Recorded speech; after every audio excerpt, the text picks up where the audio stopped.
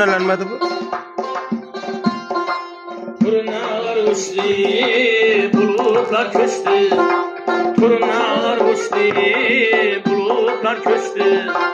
Yağışlar bergi, yerlere düştü. Yağışlar bergi, yerlere düştü.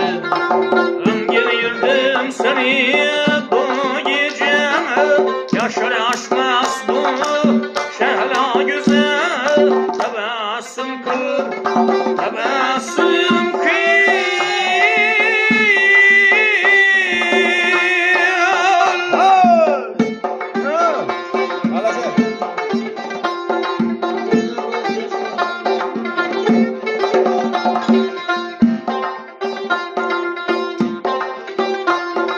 Neçin ay yoktur, nur gece ay yoktur. Neçin ay yoktur, nur gece ay yoktur. Yaşlı yüzün var, coşkunsa yoktur. Yaşlı yüzün var, coşkunsa yoktur. Ömgeni yürüdüm seni bu gece.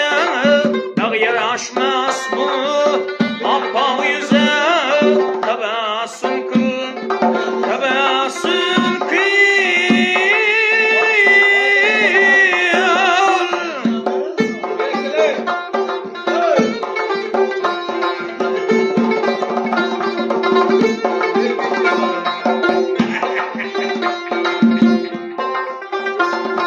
Cevapsız sözüm zar oldu gözüm.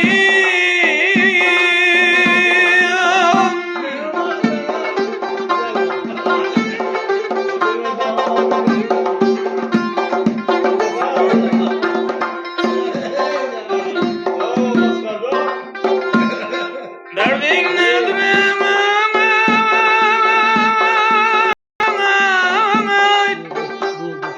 Can tutan yüzüm.